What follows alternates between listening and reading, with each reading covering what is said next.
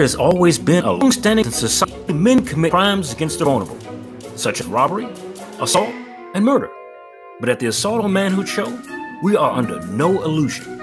We truly believe that there is equality amongst the genders in the commission of crimes. Join us each week as we bring you the ladies who love to assault men. Typically, before any harm befalls a man in a committed relationship, he won't see it coming. A pleasant phone call, plans to be made, and then, bam, assault on manhood. Hello, and welcome to this week's Assault on Manhood. This is the show where we give stories about single women and wives who have been arrested, tried, and imprisoned for injuring, maiming, or murdering their men. In this show, being the aggressor is an equal opportunity. Now, up front, I will have to warn you, as we do weekly, about being drawn into some of the lame excuses these ladies use to avoid going to jail. If they don't have an adequate enough excuse for the murder, their lawyer will provide one for them. Expect to always hear the trusted four. He was trying to kill me, so I had to defend myself.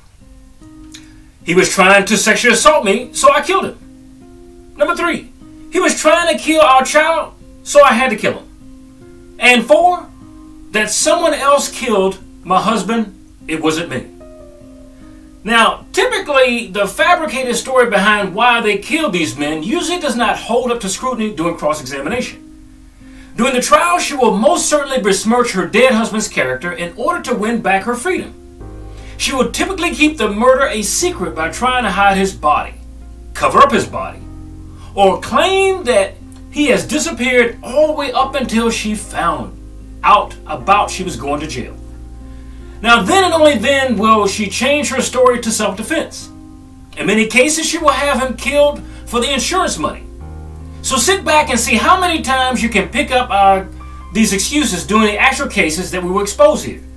Just so you won't miss the moment of truth, we will play this bell. Now that'll alert you. So our first story comes to us from Pittsburgh, Pennsylvania, where a woman was charged with stabbing her husband to death, wrapping his body in plastic and leaving it next to their front porch in Pittsburgh's Brighton Heights neighborhood. Janet Wimbush, aged 50 years at the time, told police that she stabbed her husband, 53-year-old Derek Davis, once in self-defense during an argument, according to the criminal complaint. Now, she did not make these remarks immediately while they were trying to locate her missing husband. She came forward only after the investigation got heated and too close to her.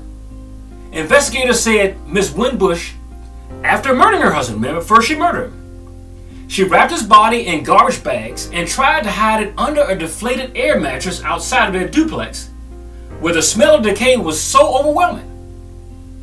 Now, Davis had been missing during an exhaustive search for 2 weeks before his body was found. Now, during that time, Wimbush pretended to help friends and authorities search for her husband. She even made calls to the hospital looking for him. His family became concerned when he stopped showing up to his job at armed guard security for weeks, which most real people who love you do. But a quick look at the interior of their home would tell you that he never left there alive. Inside of the home where his wife slaughtered him, there were traces of blood on the carpeting, on the steps and sofa, along with a blood-stained umbrella. Now, she later confessed to police and said, telling investigators she killed her husband after an argument between them turned violent. She said Derek physically assaulted her by striking her repeatedly and choking her, according to the complaint. She said at some point during the assault, Derek went to the kitchen and obtained a knife, then came at her with the knife. Now, if you can believe that, Wimbush said that she was able to disarm Derek, then stab him in self-defense. Now, Wimbush added that she blacked out shortly after the incident and does not have much of a memory regarding the surrounding events thereafter. Now, which is what most of these women say in order to avoid culpability. The deceased sister, Miss Stacy Davis, said she does not believe the self-defense argument his wife put forward. She says, "My brother was mild-mannered. He had all the friends in the world. He wouldn't hurt a flea," she said. "He was just all around a good person. That self-defense she is claiming is a lie. She stalked him his whole life," she said. "She harassed him his whole life." Now, the criminal complaint against her also states that Davis and Wimbush had a child together, and in the past, due to her aggressive and threatening behavior, he requested that their custody exchanges happen at the Wilkes-Barre Police Department. Now, Stacy says Davis was estranged from his wife and originally went to the California Avenue home to ask her for a divorce. He told her that he was done. She got upset and stabbed him. She wrapped him up like he wasn't a human being, like he was an animal, and hid him. Then she told us she knew nothing about it. Stacy Davis said this. Now, according to the criminal complaint, Wimbush fatally stabbed her husband and then wrapped his body up in plastic, like I said, before hiding him beneath an air mattress. Now, at the duplex 2 weeks later, detectives knocked on the door, and while awaiting a response, one of the detectives noticed a mound on the ground next to the front porch and steps, covered by a deflated air mattress. The detectives also noted a smell of decaying body, of rotting flesh. They looked under that mattress and discovered Derek's body. Derek had been placed in garbage bags, which were wrapped with duct tape.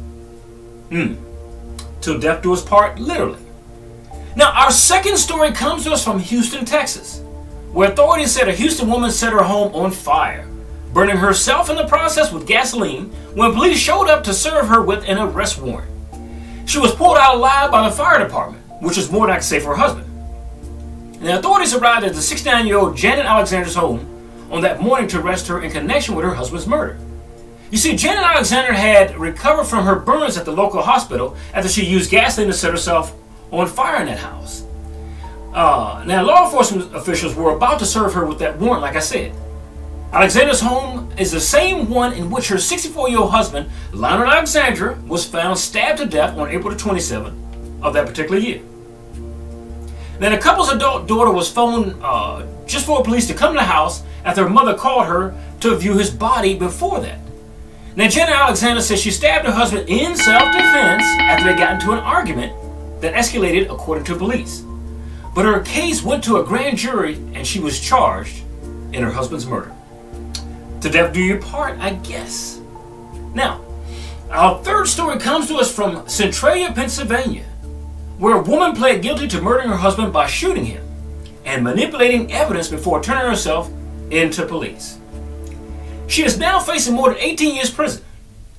Janet L. Anderson, aged 40 years at the time of her arrest, pleaded guilty in Lewis County Superior Court to second-degree murder and 2 counts of tampering with physical evidence. Now, her attorney Shane O'Rourke, representing Anderson in the case, said in court that his client chose to plead guilty partly out of concern that the Lewis County Prosecutor's Office planned to upgrade their charge from second-degree to first-degree murder. She couldn't have that. Now, according to the statutes, a person is guilty of second-degree murder when they act with intent, but not premeditation, to cause another person's death. Now, however, according to the state statute, a person is guilty of first-degree murder if they act with a premeditated intent to cause that person's death. Now, she didn't want that. You see, first-degree murder would involve a higher sentencing range. Ms. Anderson, from the outset of this case, had indicated to law enforcement and then to her lawyer that she had acted in self-defense. Now, O'Rourke said, however, Anderson's early assertion of self-defense does not preclude her ability to plead guilty. Now, in order for self-defense to be made viable, defense against a murder charge, O'Rourke said, they would have had to prove she in fact acted in self-defense and that the action was legally justified. O'Rourke said his client's actions after the shooting would have presented difficulties to that self-defense argument at trial. There's a significant manipulation or changing of the scene of the crime coupled with the delay of 10 hours of reporting, he said. Now, given the circumstances, Anderson chose to plead guilty, he said. According to court documents, Anderson drove to Centralia Police Department, parked outside, and called 911 at 8:30 a.m. December the 17th. She told dispatchers she shot her husband the previous night in the bedroom of their Centralia home. And she left his body laying there. Now, police arrived and interviewed Anderson, who reported that she and her husband, Ty Anderson, were arguing for several hours before he threatened her with a gun. She reported she shot him in self-defense. She then told police she cleaned up the body and wrapped it up in a tarp and a bedsheet so he wouldn't be cold. Now, police responded to the home and found the body as well as Ty Anderson's gun on the floor in the bedroom. Detectives concluded that Janet Anderson wrapped up the body in an abandoned plan to move it somewhere else. They also questioned her assertion of self-defense after finding that her husband was shot in the back at the base of his skull. Now that is inconsistent with Janet's version of events that she shot Ty when he was pointing a gun at her, according to the statement of probable cause written by the Lewis County Prosecutor's Office. Now Anderson was originally charged with second-degree murder with a deadly weapon.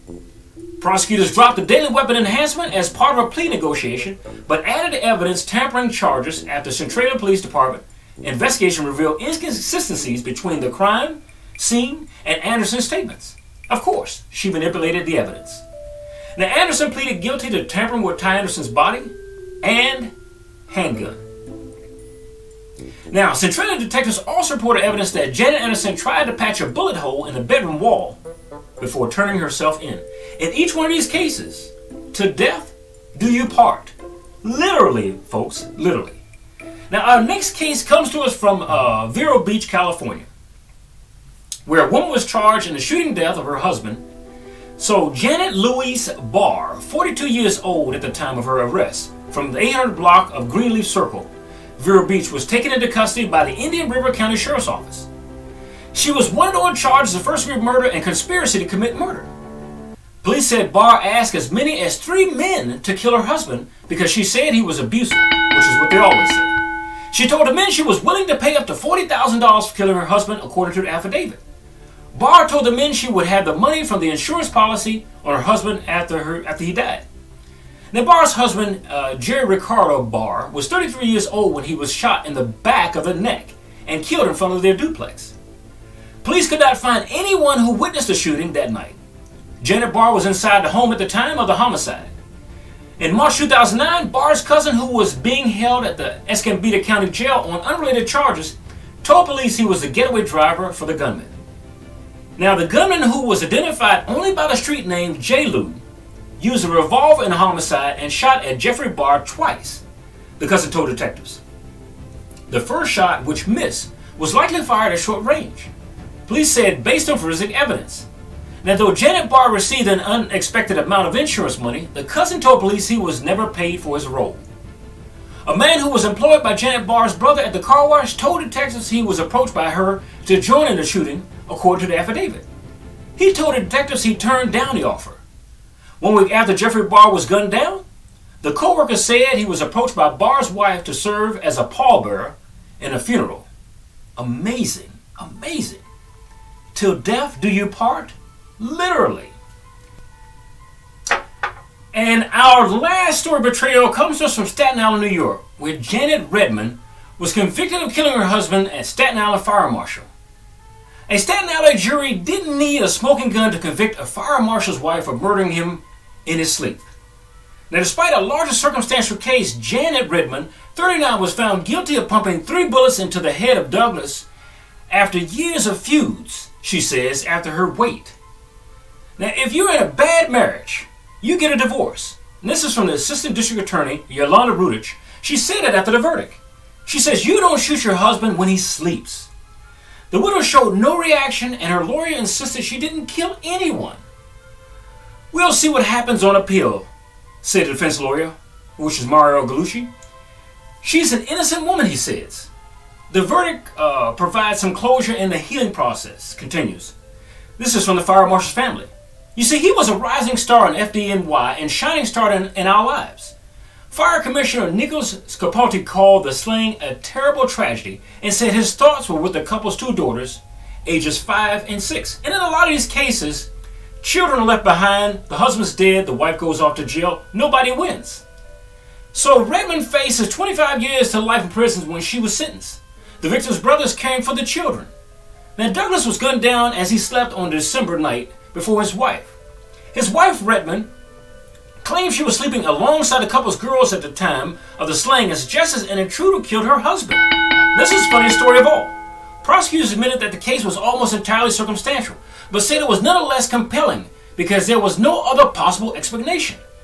The evidence was not overwhelming but convincing, said Staten Island District Attorney Daniel Donovan.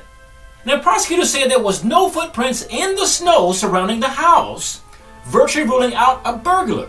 And authorities also claimed the widow took hours to call the cops while she cleaned up the crime scene, placing the murder weapon in the dishwasher. Now, the fire marshal was shot from just a couple of inches away, a blast that would have left gun the gun covered with blood. Yet detectives found the murder weapon almost completely clean, placed neatly on a dresser. Now, the motive for the murder was not completely clear. The couple bickered regularly at his weight, she says, which peaked at 240 pounds. Now, a lot of these cases are weird. Just like that particular one, the last one. If, in the fact that she said it was an intruder that killed her husband, and that particular time in New York, if you live on the East Coast, when it snows, okay? It's up to inches. It provides a clean blanket, no footprints. So, if he was killed, how did they get into the house? There's no footprints leading to the house or from the house. The gun that the guy was killed with, or should I say assassinated with, is on the dresser, completely clean. What kind of murderer, unless he's a ninja, could jump over all that snow, get into the house to kill a husband, and to make sure there's no evidence, to include the footprints, he washes the gun in the dishwasher in order to save himself. Until next time when I see you guys, for Assault on Manhood, watch your back. And when you sleep with her, doubly watch your back. We'll see you again next time. You scream and you holler, that's all you got to do. Your voice gets any louder.